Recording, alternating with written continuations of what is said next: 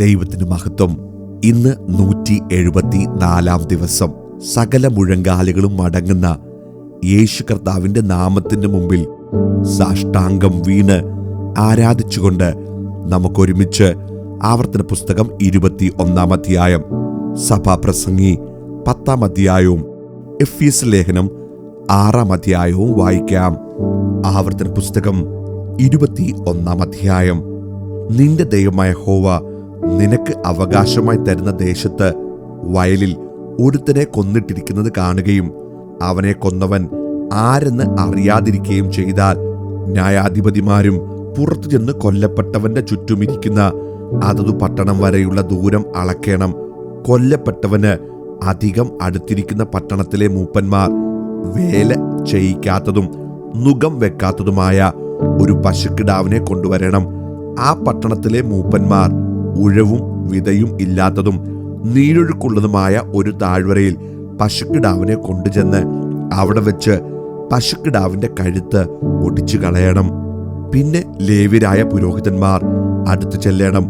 അവരെയല്ലോ നിന്റെ ദൈവമായ യഹോവ തനിക്ക് ശുശ്രൂഷ ചെയ്യുവാനും യഹോവയുടെ നാമത്തിൽ അനുഗ്രഹിപ്പാനും തിരഞ്ഞെടുത്തിരിക്കുന്നത്. അവരുടെ വാക്കിൻ പ്രകാരം സകല വ്യവഹാരവും അടികലശവും തീർക്കേണ്ടതാകുന്നു. കൊല്ലപ്പെട്ടവന് അടുത്ത പട്ടണത്തിലെ മൂപ്പന്മാർ എല്ലാവരും താഴ്വരയിൽ വെച്ച് കഴുത്തൊടിച്ച പശുക്കിടാവിന്മേൽ തങ്ങളുടെ കൈ കഴുകി, ഞങ്ങളുടെ കൈകൾ ആ രക്തം ചിന്നിയിട്ടില്ല, ഞങ്ങളുടെ കണ്ണ് അത് കണ്ടിട്ടുമില്ല. യഹോവേ, നീ വീണ്ടെടുത്തിട്ടുള്ള നിന്റെ ജനമായ ഇസ്രായേലിനോട് ക്ഷമിക്കണമേ. നിന്റെ ജനമായ ഇസ്രായേലിന്റെ മധ്യേ കുറ്റമില്ലാത്ത രക്തം ഇരിപ്പാൻ ഇടവരരുതേ എന്ന് പറയണം. എന്നാൽ ആ രക്തപാതകം അവരോട് മോചിക്കപ്പെടും. ഇങ്ങനെ യഹോവയ്ക്ക് ഹിതമായുള്ളത് ചെയ്ത് കുറ്റമില്ലാത്ത രക്തം നിങ്ങളുടെ ഇടയിൽ നിന്ന് നീക്കിക്കളയണം. നീ ശത്രുക്കളോട് യുദ്ധം ചെയ്യുവാൻ പുറപ്പെട്ടിട്ട് നിന്റെ ദൈവമായ യഹോവ അവരെ നിന്റെ കയ്യിൽ ഏൽപ്പിക്കുകയും നീ അവരെ ബദ്ധന്മാരായി പിടിക്കുകയും ചെയ്താൽ, ആ ബദ്ധന്മാരുടെ കൂട്ടത്തിൽ സുന്ദരിയായൊരു സ്ത്രീയെ കണ്ട് ഭാര്യയായി എടുപ്പാൻ തക്കവണ്ണം അവളോട് പ്രേമം ജനിക്കുന്നുവെങ്കിൽ നീ അവളെ വീട്ടിൽ കൊണ്ടുപോകണം. അവൾ തലമുടി ചിരയ്ക്കുകയും നഖം മുറിക്കുകയും ബദ്ധവസ്ത്രം മാറി നിന്റെ വീട്ടിൽ പാർത്ത് 1 മാസം തന്റെ അപ്പനെയും അമ്മയെയും കുറിച്ച് ദുഃഖിക്കുകയും ചെയ്ത ശേഷം നീ അവളുടെ അടുക്കൽ ചെന്ന് അവൾക്ക് ഭർത്താവായും അവൾ നിനക്ക് ഭാര്യയായും ഇരിക്കണം. എന്നാൽ നിനക്ക് അവളോട് ഇഷ്ടമില്ലാതെ ആയെങ്കിൽ അവളെ സ്വതന്ത്രയായി വിട്ടയക്കണം. അവളെ ഒരിക്കലും വിലയ്ക്ക് വിൽക്കരുത്. നീ അവളെ പരിഗ്രഹിച്ചതുകൊണ്ട് അവളോട് കാഠിന്യം പ്രവർത്തിക്കരുത്. ഒരുത്തി ഇഷ്ടയായും മറ്റവൾ അനിഷ്ടയായും ഇങ്ങനെ ഒരാൾക്ക് 2 ഭാര്യമാർ ഉണ്ടായിരിക്കുകയും അവർ ഇരുവരും അവന് പുത്രന്മാരെ പ്രസവിക്കുകയും ആദ്യജാതൻ അനിഷ്ടയുടെ മകൻ ആയിരിക്കുകയും ചെയ്താൽ, അവൻ തന്റെ സ്വത്ത് പുത്രന്മാർക്ക് ഭാഗിച്ചു കൊടുക്കുമ്പോൾ അനിഷ്ടയുടെ മകനായ ആദ്യജാതന് പകരം ഇഷ്ടയുടെ മകന് ജ്യേഷ്ഠാവകാശം കൊടുത്തുകൂടാ. തനിക്കുള്ള സകലത്തിലും 2 പങ്ക് അനിഷ്ടയുടെ മകന് കൊടുത്ത് അവനെ ആദ്യജാതനെന്ന് സ്വീകരിക്കണം. അവൻ തന്റെ ബലത്തിന്റെ ആരംഭമല്ലോ. ജ്യേഷ്ഠാവകാശം അവനുള്ളതാകുന്നു. അപ്പന്റെയോ അമ്മയുടെയോ വാക്ക് കേൾക്കാതെയും അവർ ശാസിച്ചാലും അനുസരിക്കാതെയും ഇരിക്കുന്ന ഷഠനും മത്സരിയുമായ മകൻ ഒരുത്തൻ ഉണ്ടെങ്കിൽ അമ്മയപ്പന്മാർ അവനെ പിടിച്ച് പട്ടണത്തിലെ മൂപ്പന്മാരുടെ അടുക്കൽ പട്ടണവാതിക്കിലേക്ക് കൊണ്ടുപോയി, ഞങ്ങളുടെ ഈ മകൻ ഷഠനും മത്സരിയും ഞങ്ങളുടെ വാക്ക് കേൾക്കാത്തവനും തിന്നിയും കുടിയനുമാകുന്നുവെന്ന് പട്ടണത്തിലെ മൂപ്പന്മാരോട് പറയണം. പിന്നെ അവന്റെ പട്ടണക്കാർ എല്ലാവരും അവനെ കല്ലെറിഞ്ഞു കൊല്ലണം. ഇങ്ങനെ നിങ്ങളുടെ ഇടയിൽ നിന്ന് ദോഷം നീക്കിക്കളയണം. ഇസ്രായേലെല്ലാം കേട്ട് ഭയപ്പെടണം. ഒരുത്തൻ മരണയോഗ്യമായ ഒരു പാപം ചെയ്തിട്ട് അവനെ കൊന്ന് ഒരു മരത്തിൽ തൂക്കിയാൽ അവന്റെ ശവം മരത്തിന്മേൽ രാത്രി മുഴുവനും ഇരിക്കരുത്. അന്ന് തന്നെ അത് കുഴിച്ചിടണം.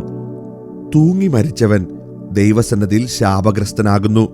നിന്റെ ദൈവമായ യഹോവ നിനക്ക് അവകാശമായി തരുന്ന ദേശം നീ അശുദ്ധമാക്കരുത്. സഭാപ്രസംഗി 10 അധ്യായം. ചത്ത ഈച്ച തൈലക്കാരന്റെ തൈലം നാറുമാറാക്കുന്നു. അല്പഭോഷത്വം ജ്ഞാനമാനങ്ങളെക്കാൾ ഘനമേറുന്നു.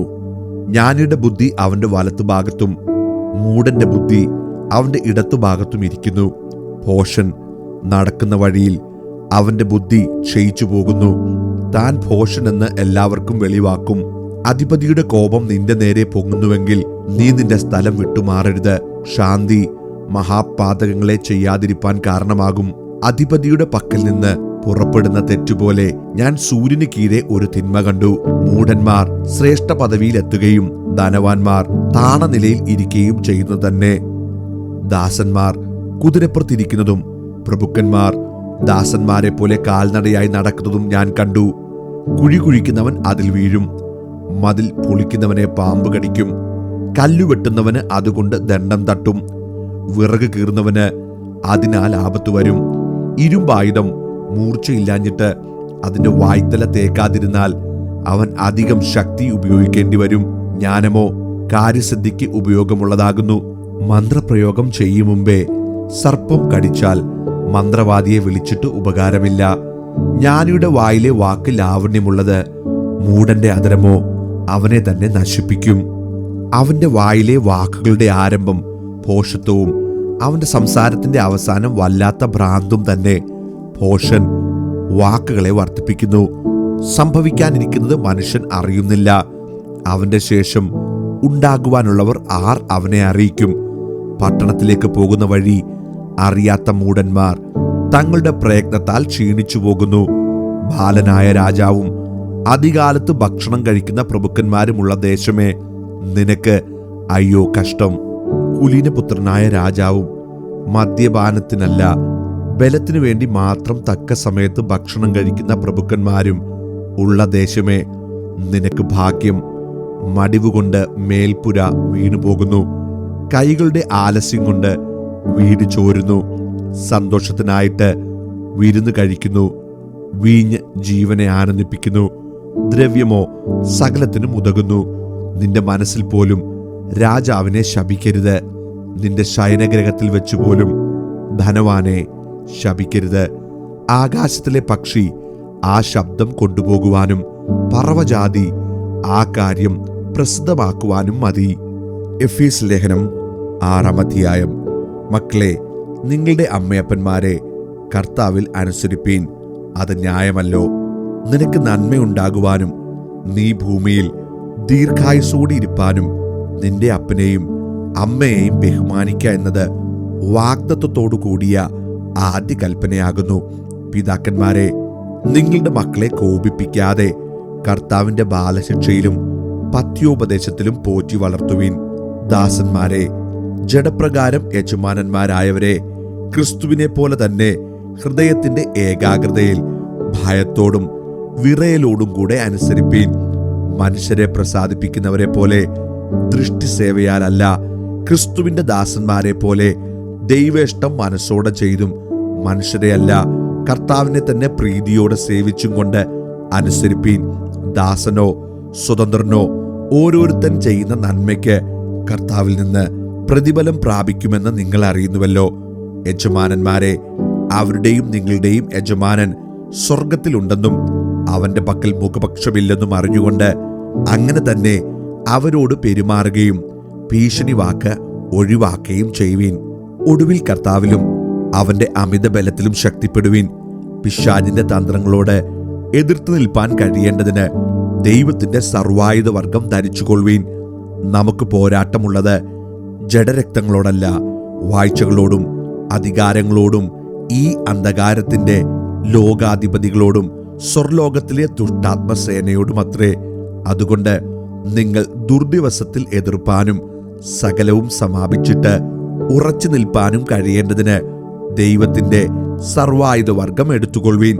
നിങ്ങളുടെ അരയ്ക്ക് സത്യം കെട്ടിയും നീതി എന്ന കവചം ധരിച്ചും സമാധാന സുവിശേഷത്തിനായുള്ള ഒരുക്കം കാലിന് ചെരുപ്പാക്കിയും എല്ലാറ്റിനും മീതെ ദുഷ്ടന്റെ തീയമ്പുകളെയൊക്കെയും കെടുക്കുവാൻ തക്കതായ വിശ്വാസമെന്ന പരിച എടുത്തുകൊണ്ട് നിൽപ്പീൻ.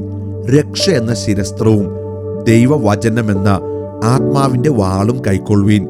സകല പ്രാർത്ഥനയാലും യാചനയാലും ഏതു നേരത്തും ആത്മാവിൽ പ്രാർത്ഥിച്ചും അതിനായി ജാഗരിച്ചും കൊണ്ട് സകല വിശുദ്ധന്മാർക്കും എനിക്കും വേണ്ടി പ്രാർത്ഥനയിൽ പൂർണ്ണ സ്ഥിരത കാണിപ്പീൻ. ഞാൻ ചങ്ങല ധരിച്ച സ്ഥാനാപതിയായി സേവിക്കുന്ന സുവിശേഷത്തിന്റെ മർമ്മം പ്രാഗൽഭ്യത്തോടെ അറിയിപ്പാൻ എൻ്റെ വായ് തുറക്കുമ്പോൾ എനിക്ക് വചനം നൽകപ്പെടേണ്ടതിനും ഞാൻ സംസാരിക്കേണ്ടുവണ്ണം അതിൽ പ്രാഗൽഭ്യത്തോടെ സംസാരിക്കേണ്ടതിനും പ്രാർത്ഥിപ്പീൻ. ഞാൻ എങ്ങനെയിരിക്കുന്നുവെന്ന് എൻ്റെ അവസ്ഥ നിങ്ങളും അറിയേണ്ടതിന് പ്രിയ സഹോദരനും കർത്താവിൽ വിശ്വസ്ത ശുശ്രൂഷകനുമായ തിഹിക്കോസ് നിങ്ങളോട് സകലവും അറിയിക്കും. നിങ്ങൾ ഞങ്ങളുടെ വസ്തുത അറിവാനും അവൻ നിങ്ങളുടെ ഹൃദയങ്ങളെ ആശ്വസിപ്പിപ്പാനുമായി ഞാൻ അവനെ നിങ്ങളുടെ അടുക്കലേക്ക് അയച്ചിരിക്കുന്നു. പിതാവായ ദൈവത്തിങ്കിൽ നിന്നും കർത്താവായ യേശുക്രിസ്തുവിൽ നിന്നും സഹോദരന്മാർക്ക് സമാധാനവും വിശ്വാസത്തോടു കൂടിയ സ്നേഹവും ഉണ്ടാകട്ടെ. നമ്മുടെ കർത്താവായ യേശുക്രിസ്തുവിനെ അക്ഷയമായി സ്നേഹിക്കുന്ന എല്ലാവരോടും കൂടെ കൃപ ഇരിക്കുമാറാകട്ടെ.